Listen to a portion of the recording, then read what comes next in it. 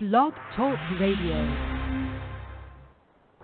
For we are opposed around the world by a monolithic and ruthless conspiracy that relies primarily on covert means for expanding its sphere of influence, on infiltration instead of invasion, on subversion instead of elections, on intimidation instead of free choice, on guerrillas by night instead of armies by day. It is a system which has conscripted vast human and material resources into the building of a tightly knit, highly efficient machine that combines military, diplomatic, intelligence, economic, scientific, and political operations. Its preparations are concealed, not published.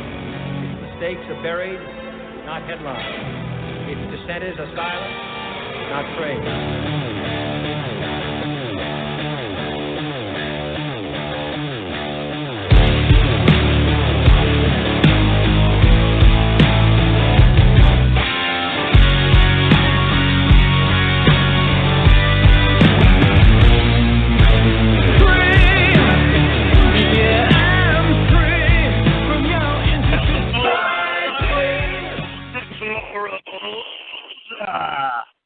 Oh, my lovely group of deplorables gathered together to conspire against the establishment.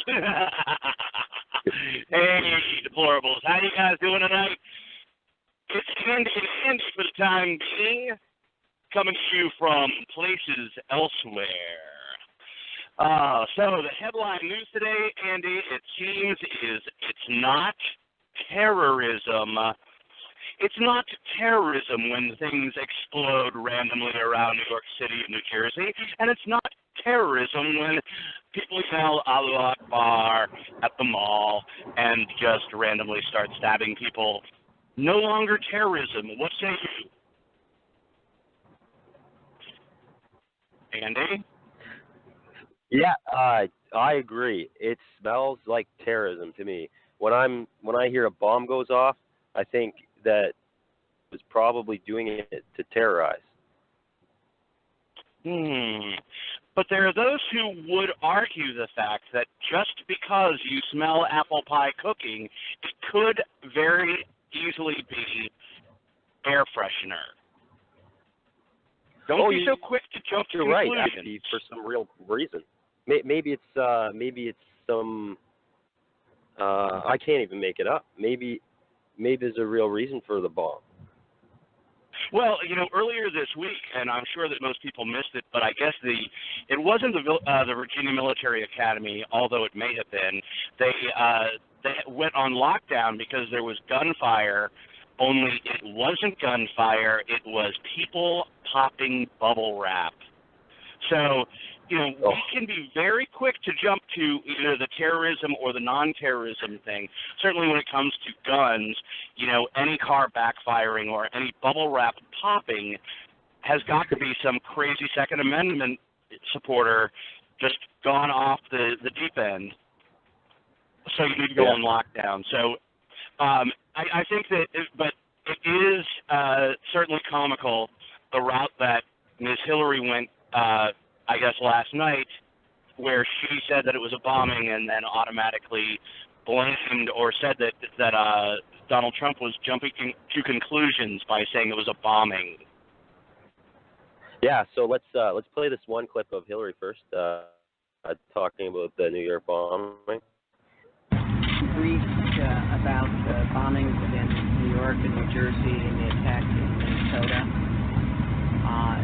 Obviously, we need to do everything we can to support our first responders, also to pray for the victims. We have to let this investigation unfold.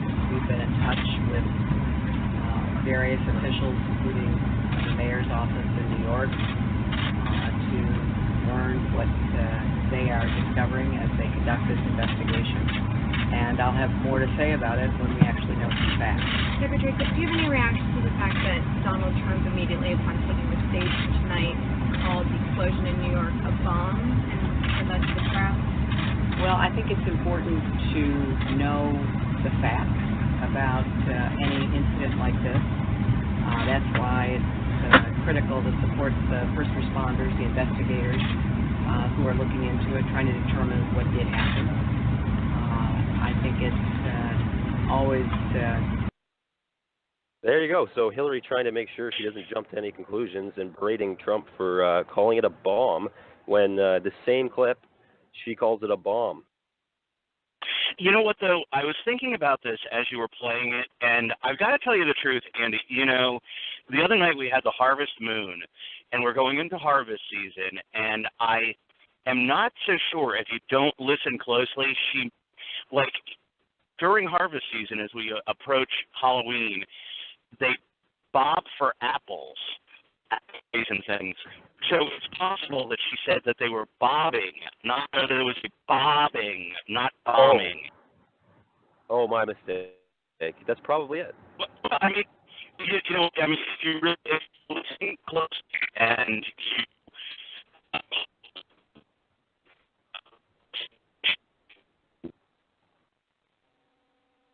I think we lost you a little bit there, Andy.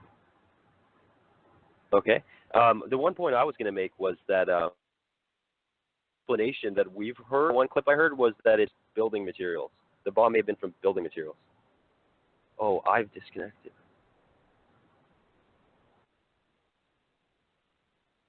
Oh, shit.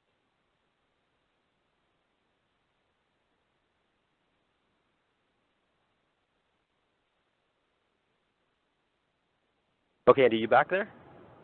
Yeah, I'm back. Sorry about that. I don't know what happened no there, but I was trying to see how Hillary sounded while I held my phone underwater. It did not work so well. But you know what? It's really amazing to me what's going on with this, with double talk and double speak and just this mass mind control that's going on. And how is it that, when I was in high school, I read this book, 1984, and it just seemed so completely, it was just fantasy. It was horrifying to read. But, today, in today's world, we can actually have someone say, we're looking into this bombing, and it's horrible that Donald Trump jumps to conclusions about this bombing and calling it a bombing. It's unbelievable. It really is absolutely unbelievable. And how it is that this mayor, de Blasio, can come out and say that it was, what was it he said, that it was a purposely set off device or something, as if, what are we going to think that a sounds like pressure a definition of a bomb.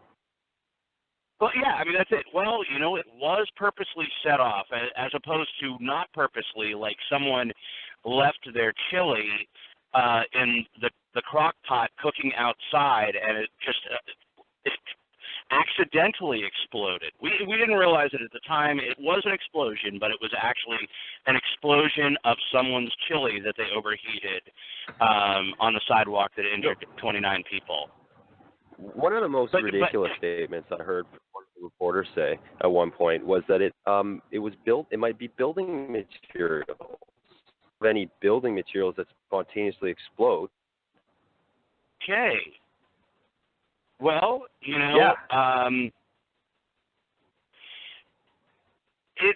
how it is that people, this whole entire last week has been, and I haven't looked at what the polls, because normally the polls come out on Sundays, and where things are right now.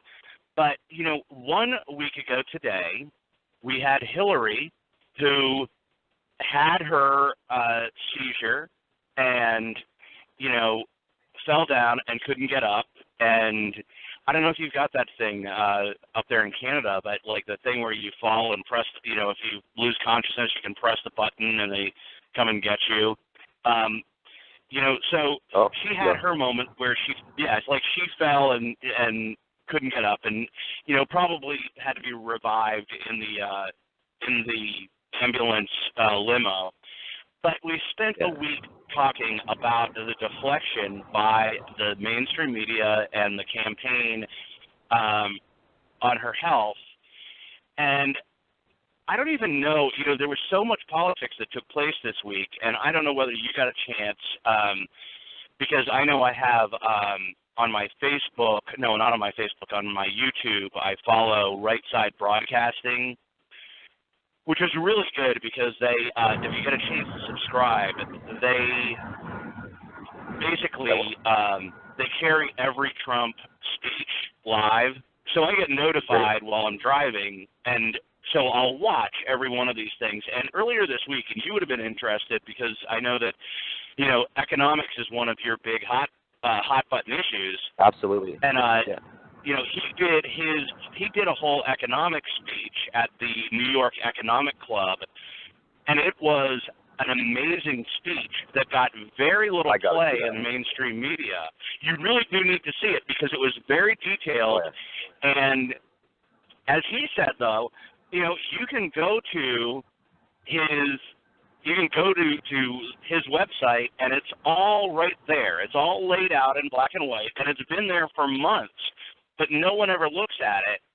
And so when we're talking about, we're talking about how he had given this huge landmark economic speech at not at a rally, not at but actually at a gathering of some of the top money people in New York City, and it hardly got any play at all because we are talking about Hillary and how once she got into her cool van and had a glass of water, she felt completely revived and whatever. So, I mean, I don't know how the polls are going to look this week as compared to last week, where she was already losing ground last week before her seizure. And, now we've had a week of them trying to revive her physically.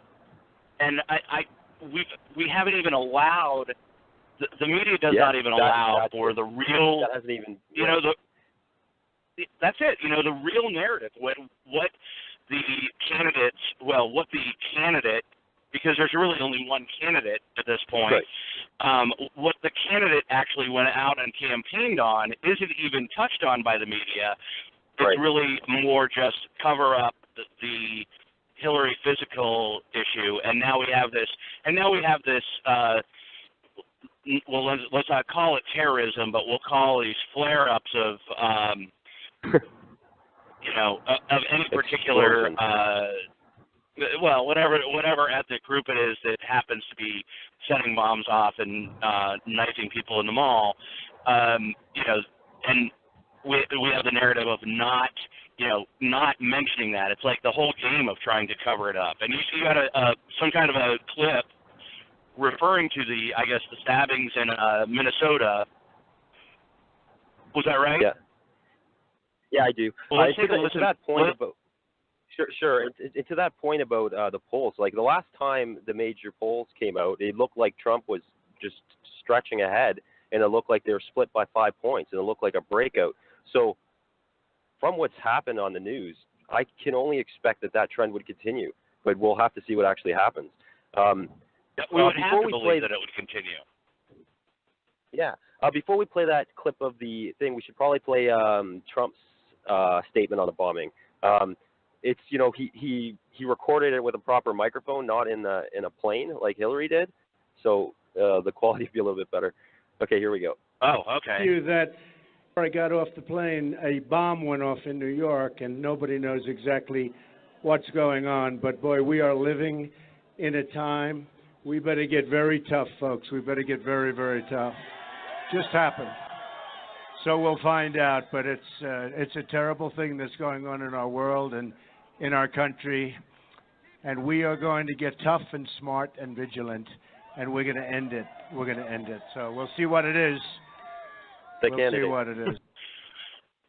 But, I was listening to that clip, and I guess, well, no, just let me say that, I guess Hillary, her criticism of Trump was that he was being reactionary, or he was being, I guess he was just being reactionary. And I'm listening to the clip, and I'm listening for some kind of vitriol coming from him or some kind of rhetoric. And I think that he was stating that he got off the plane and there had been a bomb in New York, which is factual, and that he was going to get tough on it.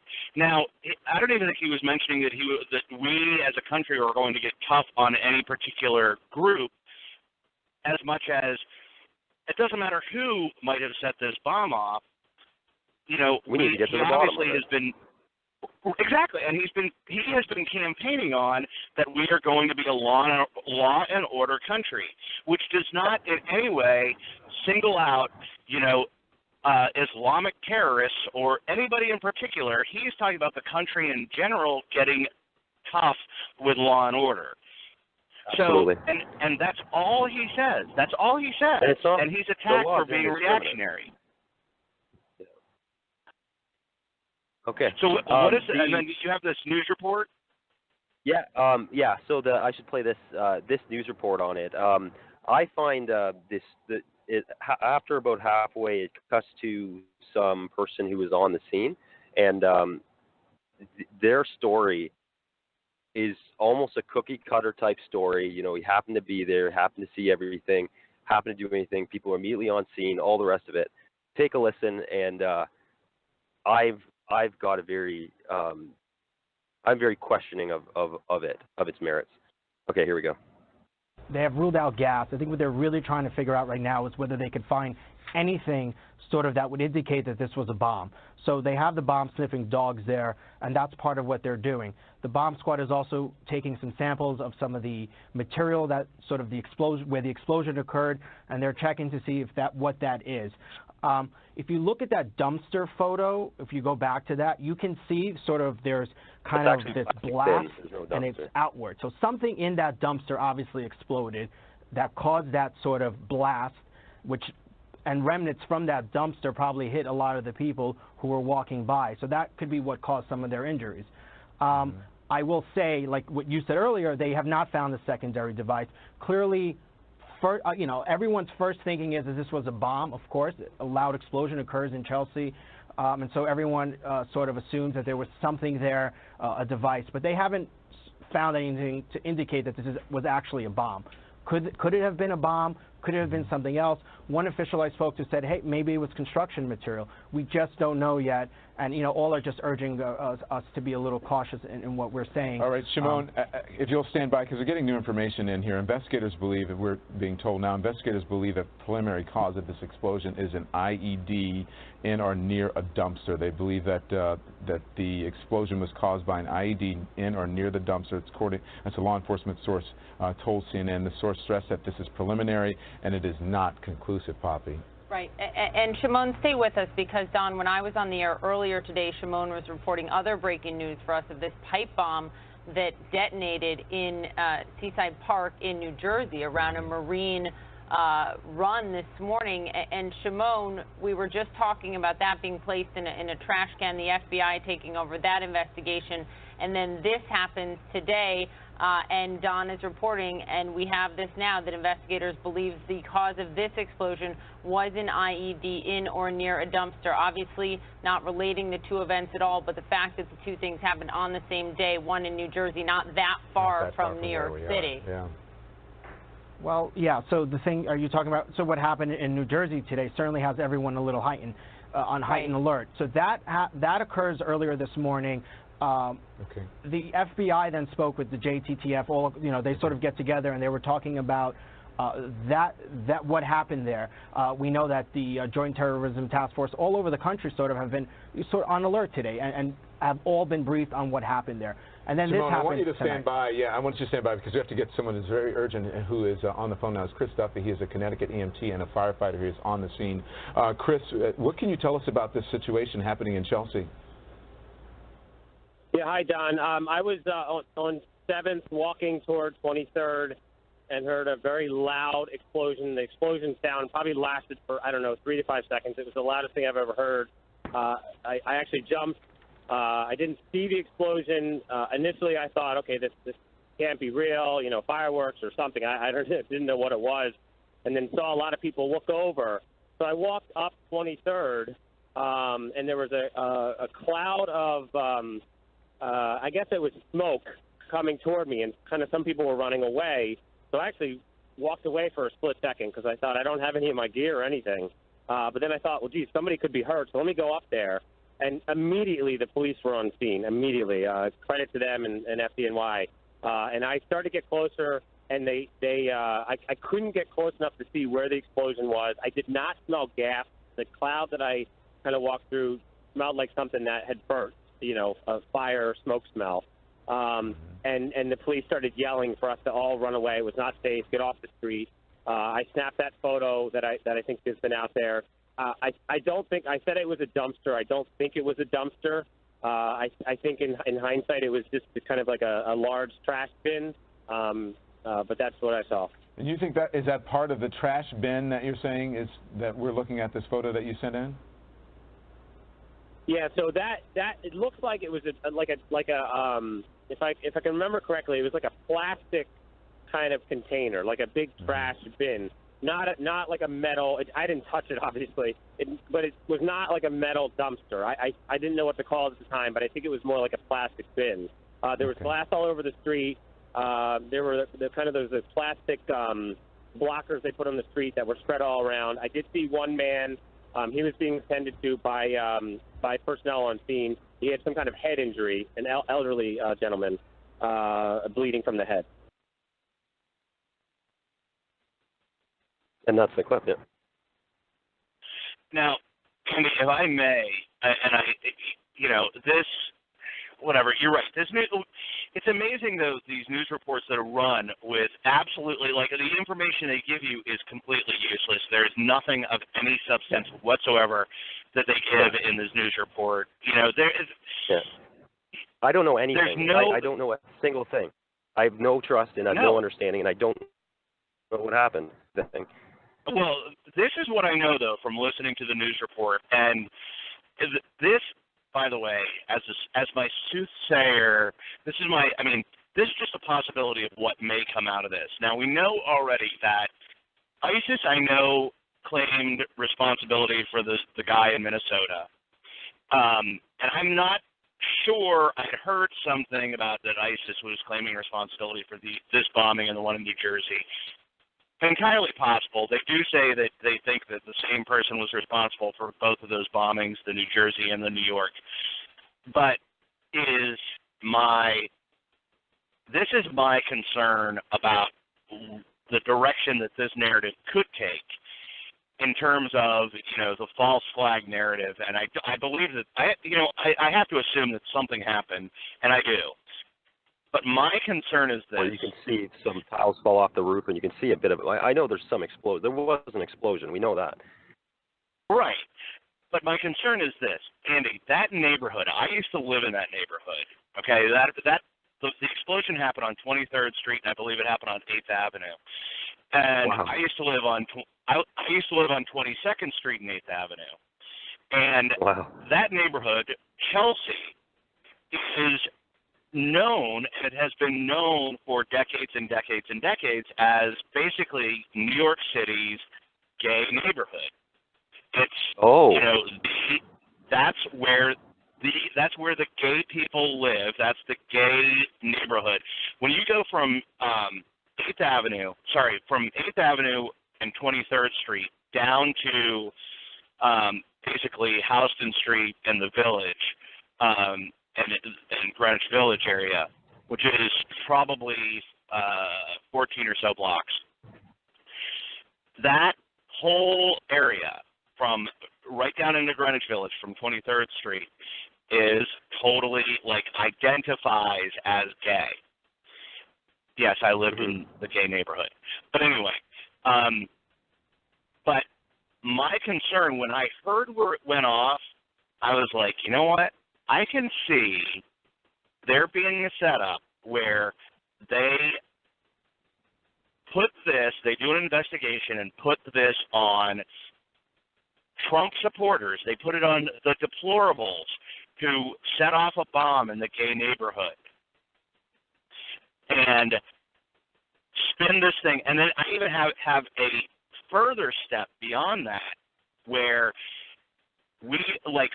we're told that some alt-right group took responsibility, this Trump-supporting group takes responsibility for attacking this gay neighborhood, and then you have ISIS suddenly applauding the alt-right. Well, I mean, that makes sense. That's their bread and butter. That's their standard approach. Like, Hillary will do something really bad, and then she'll blame Trump for it. Like, the birth of the thing with Obama, whether I can't think of any immediate examples, but I just feel like that's because they just know the lie so well that they may as well just pin it on the enemy. Well, last week we were talking about the projection of, she was accusing Trump of, this allegiance that he has with the alt-right and with quote unquote conspiracy theories and conspiracy theorists, which the things that are being brought out by Trump and by the alt-right, we know aren't conspiracies. They're not, or they are conspiracies, but they're not conspiracy theories. They are conspiracy facts. But the general public, the public at large, still believes that because Alex Jones or Drudge or you or I had brought those up and then they came to fruition and were proven facts, even though they see the facts, it's still conspiracy.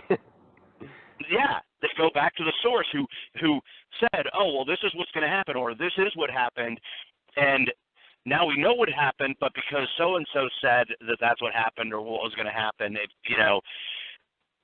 collusion with the person who actually had the facts is a discredit. It's so wacky, weird, and twisted and backward. It's just like a tapestry of lies that get so convoluted that where are we at some point?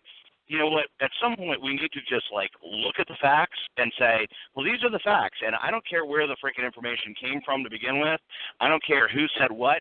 But these are the facts. I look at a freaking video. That was the thing last week. I looked at that video of Hillary on Sunday morning. It was from some random place on Twitter where I saw the full video. I don't care where it came from. If that video had come from CNN, right, if that video had come from Alex Jones, or if it came from a random source on Twitter, I don't care where it came from because I'm looking at what happened. I'm looking at the facts. Yep. Yeah. Absolutely. And that to me is the real. That's the real sort of tragedy in where the sleeping American is that they can look and see the truth in front of their face. Yeah. Yeah. And everybody should be storing a story in their head with not only the information, but they should also be thinking about how trustworthy the story is or how much they believe it. Everything should have two degrees of information. Absolutely. Well, this is the thing, and what I have begun to do, and this is sort of here's a sort of maybe alt-right or alt-media or no, you know what? A critical thinking, an exercise in critical thinking. And this is what I told my 14-year-old. He's now 15. But last year, I called him and I said, "Listen," because they watch CNN, Daily School Report, whatever, every day in school. So really? Where that's going. Oh my God. They do. You're telling me CNN is in the classroom? Well, yeah, but you know what? This is how messed up things are. Wherever I don't think I told this story, but it's going to sort of. You'll have to bring me back around. But a couple weeks ago, he had his first day of high school. And that was somehow right after the Colin Kaepernick thing where he wouldn't stand for the national anthem and, all that stuff. So he goes to his first day of high school. And he's, 14-year-old going to his first day of high school. I talked to him about it later on. And he's like, yeah, what was really weird, though? When I went to my homeroom, the homeroom teacher, before anything, she said to the class, if you don't want to stand for the Pledge of Allegiance, you don't have to. You just need to sit and be quiet and don't cause a disruption. But if you don't want to stand, you certainly don't have to. And I said, did everybody stand? I asked him, I was like, did everybody stand for the Pledge of Allegiance? He said, yeah. So why in the hell is this teacher even bringing that up to the class? If someone had, I can understand if somebody had come to the teacher beforehand, even if a parent had come to the teacher and said, hey, my kid doesn't want to stand for the Pledge of Allegiance, then, talk to the class about it. If a kid says, I don't want to stand for the pledge, okay, then talk to the class about it. But why even bring the subject up when no one has even considered it? Like, why? That's like saying, I'm not sure. You know why do you think that? I think, personally, I think that it's a social engineering situation where the teacher is saying, basically, she has a plan ahead of time where she says, well, you know what, I am going to give these kids an opportunity to, to be a social justice warrior, and it'll even give them the idea that maybe they've never considered the fact that maybe they've never considered the fact that they don't have to stand for the Pledge of Allegiance. So I'll give them they're making this in. Huh? Okay, we've actually got someone on hold here. Let me bring them on, right? It could. Okay. On, you're live. Well, I told you I'd be late, but I did make it. Oh my gosh, Kimbo. Welcome aboard. Everything all right? I finally made it in. Everything is good. Wonderful. Yeah, everything's great. Cool. So I don't know have you been listening in on the show at all? No, unfortunately I haven't. I've been in a bad service area, so I hadn't really got to listen to anything. All right. Well, basically, I'd just gotten done just to catch you up talking a little bit about how my kid's homeroom teacher on the first day of school said you don't have to stand for the Pledge of Allegiance, and it had not been suggested by anybody that they didn't want to stand for the Pledge of Allegiance, so the teacher just took it upon herself to do that. But then the other thing that had actually started with that they show CNN in the classroom to these middle school and high school kids. And so every day they watch, a few minutes or half an hour or whatever of CNN. And what I had said to my kid was, he called me and told me that. I said, well, here's what I want you to do. And I sent him a link to Drudge. And I said, here's what I want you to do, because they will never teach this in schools. These days they don't teach this in school, which is critical thinking. I said, you know what, when you watch the thing at school on CNN, what I want you to do is go on to Drudge and look at how that same story is being reported on Drudge. Yeah, it'll show children coming up with their own ideas. Exactly. So when there's a story that comes up about the bombing in New York, whatever, I said, you know what? I want you to go and look on Drudge and see what he is linking to about this story, and see what differences you find between those two. And I really think that this is something it's actually something that Drudge is, although, people certainly accuse him of being so right-wing, which he is, but if you look on his website, he has links to every newspaper almost around the world. And you can, if you want to test in your own critical thinking, go on to Drudge and look at how he's reporting on whatever subject, the bombing in New York, and then click on how the LA Times, down on the bottom if you scroll down on the bottom, you have a link to the LA Times. See how the LA Times or the San Francisco Examiner, or Politico, whoever, how they're reporting on the same story. And it's easy to see the differences, but let's decipher, try and figure out what the truth is. This trend you're touching on, I've got to give another example that I feel ties in directly. Last show I was going to bring up the transgender stuff, these transgender issues that are starting to happen, but it's the exact same thing. What we have is the media reporting that it's the children's ideas, and that it's the parents who are the ones who are going to be really in the way and who are the trouble. But we just got to go along with these agendas. We've got to get these multiple bathrooms in all these like in Canada now. This agenda is real. Like they're putting in like the hockey league. They gotta have in multiple bathrooms now. This is incredible. I was brought up. There was a girl named Jenny Bauer. She played guys, and she was the most fantastic hockey player out there. There was no problem at all. She had speed, skill, intelligence, and she was able to play with the best of them. There was no locker room issues. There's never been any locker room issues. There's no locker room problem. They're creating it. Right. Absolutely. Oh, yeah, they're definitely creating the problem. And, anytime, even going back 10 years ago, there's always been transgender people, and there's always been quote-unquote gay people.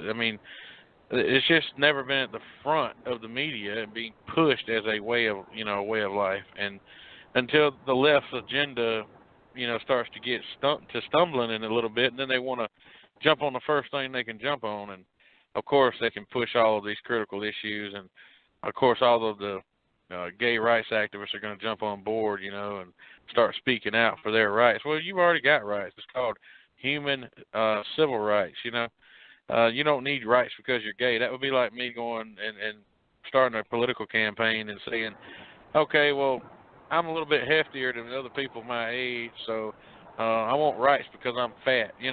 Come on. Well, they have that. We do have another caller here. Should we bring him on? Yeah, go ahead. Okay, caller, you're coming in now. Oh, hey, guys. I didn't know you were going to put me on the air. I just listened, but since I'm on, it's Mike. I'm from Pittsburgh. And, hey, Mike. Welcome aboard. Hey, thank you. Just wanted to kind of give you how I think this thing's going to play out here as far as who's going to win. I'm from Pennsylvania, and it's always, I guess, it's universally agreed if somehow Trump could turn Pennsylvania around and win that, he would most likely win the election. However, what I can tell you is from Pittsburgh, you got Pittsburgh and Philadelphia, and there's really not much in between. Clinton, her ground game in, let's for example, Philadelphia is just going to be too hard for him to overcome. They have people going out, giving out food to these people, getting them to rallies. They're going to do the same on Election Day. Probably, honestly, people that have no idea of the actual issues are just going to be kind of taken, you want to say bribed, and taken to the I think bribe's the right word. polls. Okay, but let me tell you, he's going to lose so big in the Philadelphia area, and I don't have a horse in the race here. I want to state that. So I'm not saying who I want to win. I'm just saying what he has to overcome to win Pennsylvania. Pittsburgh is a little different, but citywide he's going to be behind. But I think it's the Philadelphia area as a whole, and that's 25% of Pennsylvania is that area. I think he's going to lose really big in that area. And he's not going to be able to win the state because of that. Well, let me ask you this: have you personally seen any people in the public supporting Hillary in your area? No, and that is the strangest thing, because I live outside of Pittsburgh. The only signs I see in people's yards are for Trump. That's all you see. I saw the only sign you've seen for Hillary is Hillary for prison. There's a few of those around, but what we're missing though is, again, I say that Philadelphia area that is going to be hard to overcome. I haven't been in the actual city. We just hear in Pennsylvania a lot of stories how Clinton's representatives are, how their force is coming together, their ground troops, and what they're doing for these people to get them to come out to the polls on election night. Right. I was just in Philadelphia last week, Mike, and I'll tell you, I really didn't see in Philadelphia, I didn't see any Hillary like support. When I say support, I mean bumper stickers, yard things, billboards, whatever. I know that when I was driving through Harrisburg last week, in Harrisburg there were a couple of huge Trump billboards, electronic billboards in Harrisburg. And I wonder, what I wonder about, because my family is from the Allentown area, and that area had been, it's kind of like Pittsburgh, and I mean, I'd be interested to know, how are you from that area? I've lived in all parts. I'm actually, it's funny you say that, because I'm actually in the Camp Hill area right now, on the other side of the bridge from Harrisburg, but I'm just visiting. I actually live out in the Pittsburgh area, but now, so I'm like things like, I mean, like the steel industry that you had in Pittsburgh, it's pretty much dead. Like the steel industry in Bethlehem area, that's dead. And when Trump talks about, and he really is talking about trying to rebirth the steel industry in the United States, along with the coal industries, and Hillary, she talks about shutting coal down, and she really doesn't say anything about infrastructure and rebuilding industries like steel. Do you think in my opinion, though, go ahead. I'm sorry, I'll let you finish. I guess my question would be, because I see in places like Bethlehem, Allentown, Scranton, Wilkes-Barre, in those areas where steel was big, I don't think that I think it's an archaic idea. I don't even think it's something that people, it was like their grandfather worked in steel. Their great-grandfather worked in steel, but steel has not been a part of those communities for 50 or 60 years.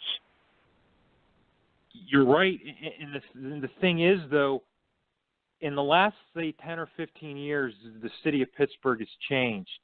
There's been a revitalization. They've filmed a lot of movies in Pittsburgh. TV series. So it's not old school. You don't have those hardcore people that we're going to fight for the steel industry. Those people are, quite frankly, gone or they're, up in age now. You have it's kind of, and it's sad to say, Pittsburgh is kind of turning into the East Coast a little bit, like a Philadelphia, New York, areas that are traditionally strong for Democrats. You don't have those hardcore people there anymore. It's kind of like it's going to be the first town now to have Uber cars without actual people driving them. I saw that. It's a different type of people there. The younger generation, a lot of activism, just the people that wouldn't be for Trump, and that's just my opinion.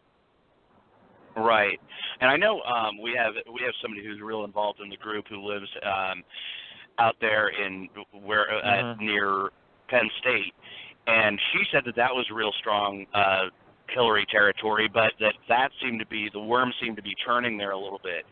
And I just wonder, though, about, if this country obviously needs to turn around its infrastructure, and, Jim, about that, driving the roads like I do, the bridges, the highways, everything are such a disaster. It really is. It's embarrassing that a modern-day America has just dilapidated itself to the point where it is. And, in order to really fix what has to be fixed, we need that steel. We need that stuff. And unfortunately, that means that we need to revitalize those industries in the States. And, while a place like Pittsburgh, like you're talking about, Mike, has sort of gone a little bit like hipster, at the same time, you have vast areas outside of Pittsburgh. I think specifically, I can't think of the town where all these football players come from. Like Darrelle Revis comes from there, and all these pro athletes, football players come from this one little town, and this town is broke ass town. It's a little like tiny Aliquippa. town that is you might be talking like Aliquippa. There's Beaver Falls. That's where Joe Namath is from. There is a area out there of, like you said, Joe Namath. And that's the area that I think you're talking about.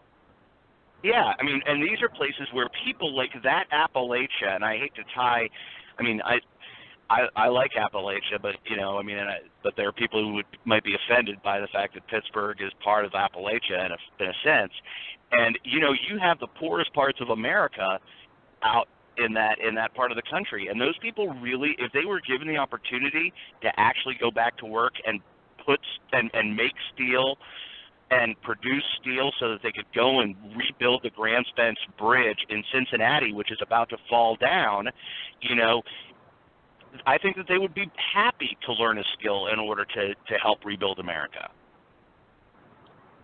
Well, and on a side note, a funny note, how you said, I don't know if you've ever been on the turnpike from Philly to Pittsburgh, but it's about $30 now. I remember when I was a kid, it was like $6 round trip on the turnpike. So I don't know in Pennsylvania where that money's going because, that's kind of crazy. Just maybe a final point that just keep me on. I want to listen. There is a theory going around, and I'd like your opinion on it. The people that don't want to admit that they're going to vote for Trump because they think they'll, be considered, what Clinton said, the deplorables. They're afraid to say it in the workplace, that are actually going to go out and vote for Trump, but kind of, incognito. They're not going to say they're going to do it, but they're going to do it come election night. I like your opinion on how many people you think that are really out there that are like that. And you guys want to chime in? I mean, I've got my opinion, but...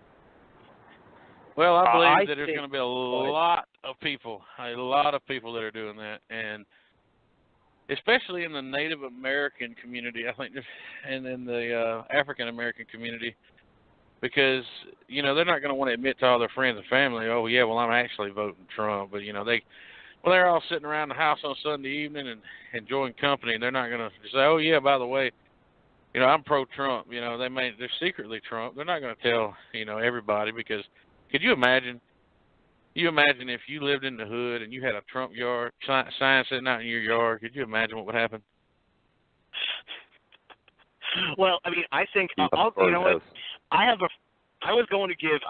got that Hillary for Prison bumper sticker, and I went to go give it to a friend the other day, and they said that although they are 100% in for Trump, they said they would not put it on their car because they didn't want to, number one, offend anybody with it, and number two, didn't want for their car to get vandalized. So I think that there is that element. I also think that, we kind of touched on this last week in the polling that, they say that 40% of the country is registered as independent, and most of these polls don't take into account independent voters. They take into account Republicans and Democrats, but not independents. And if 40% of the registered voters are independent and they're not being represented in these polls, and apparently in an independent poll, Trump had like a 40-point lead over Clinton in the independent poll. Now, I know that doesn't deal with what you're talking about there, Mike, but I do think that, there is that silent majority. I think that most people, if they are going to vote, and they're not talking about who they're voting for and whatever, and my parents when I was growing up wouldn't even tell me who they were voting for.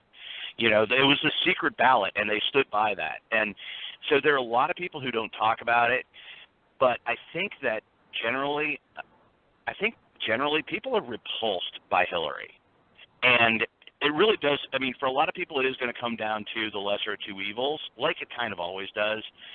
But, they really are repulsed by Hillary and left with this other option. And that's fine with me, but I think that there is a stigma of the deplorables that's put out there, and I don't even think it's stigma. I think that the people who are like the name of this show is the Deplorables.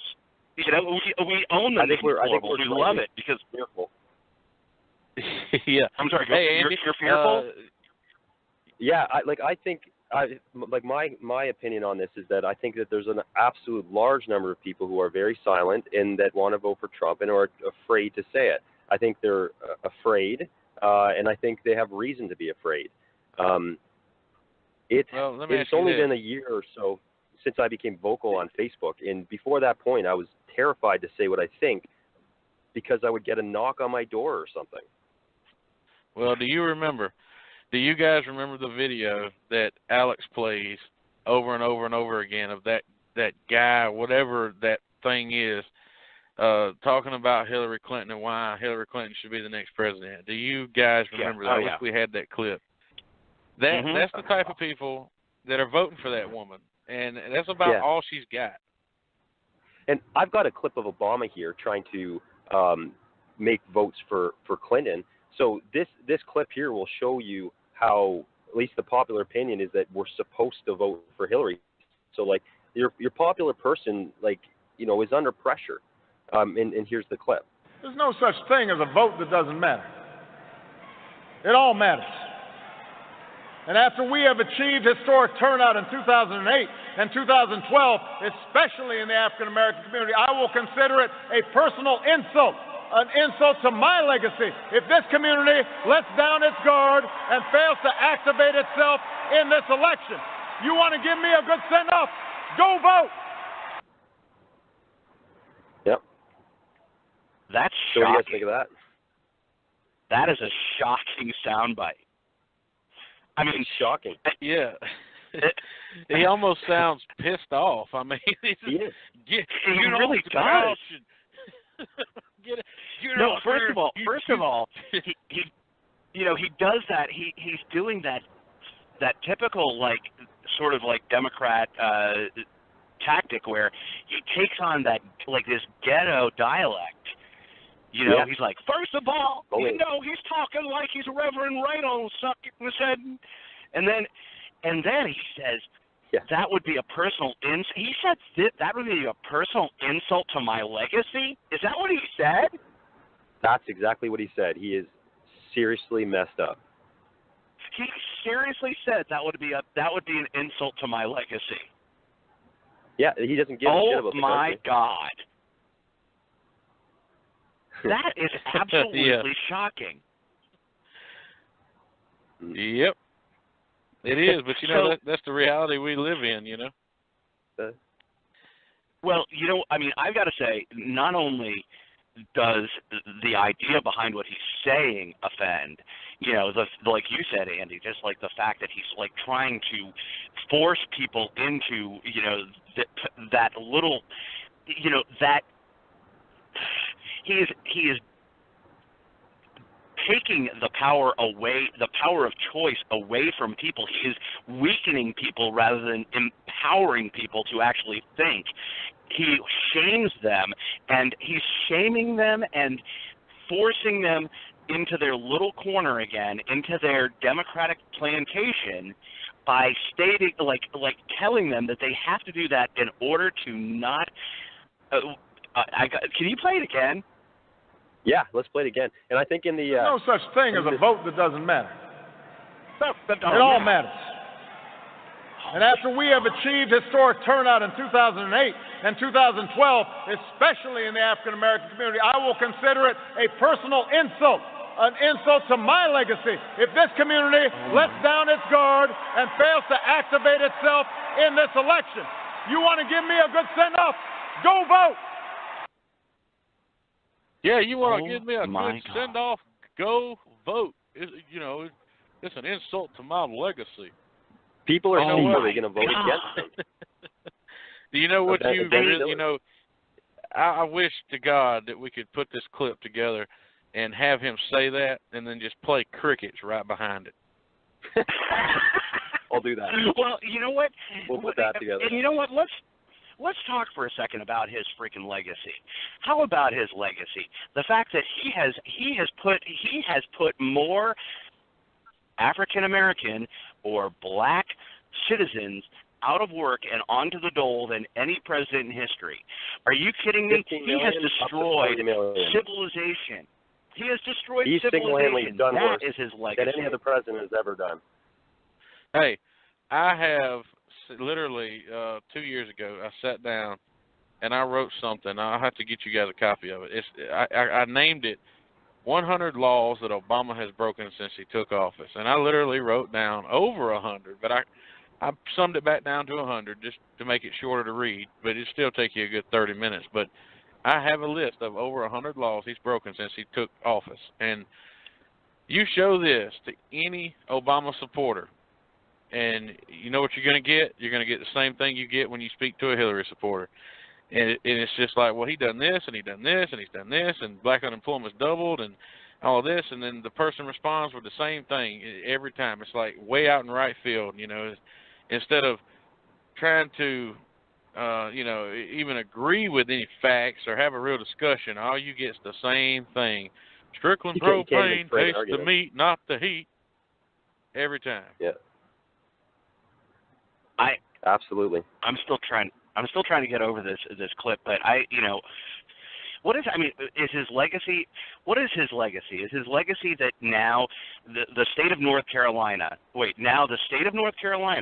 the Obama legacy, has lost the NBA All-Star game, has lost all of its NCAA championship games upcoming for the next year because all of these organizations are protesting the fact that their legislature voted against this whole freaking transgender bathroom thing. That's his legacy.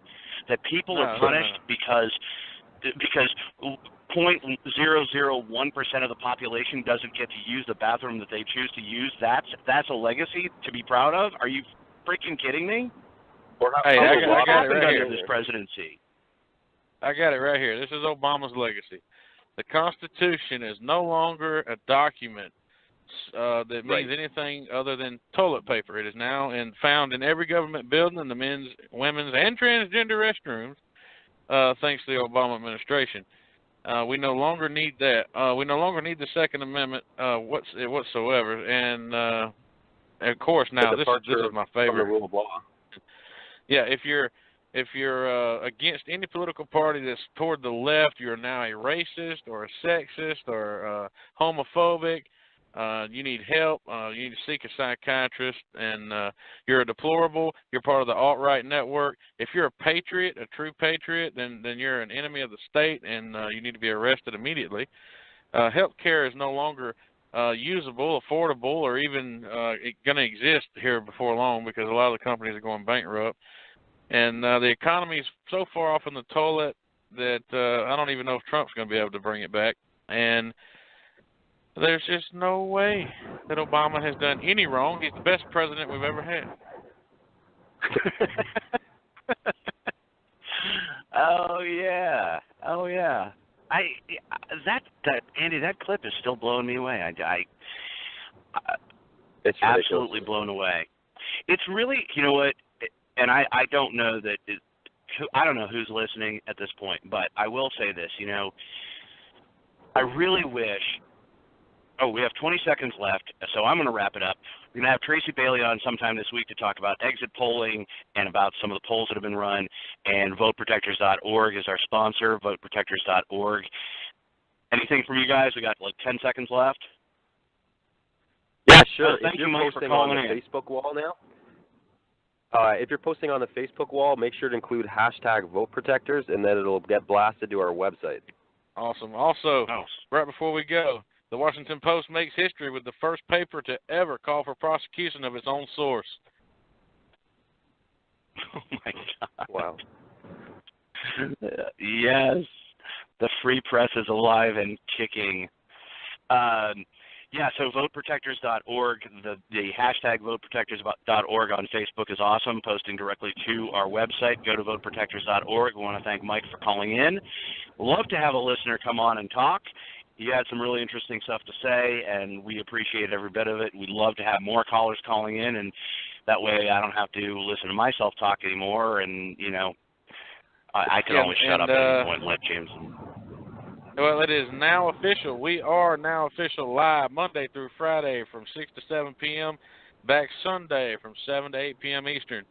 You guys tune in, and don't forget to visit VoteProtectors.org. VoteProtectors.org. Hey, you guys are deplorable.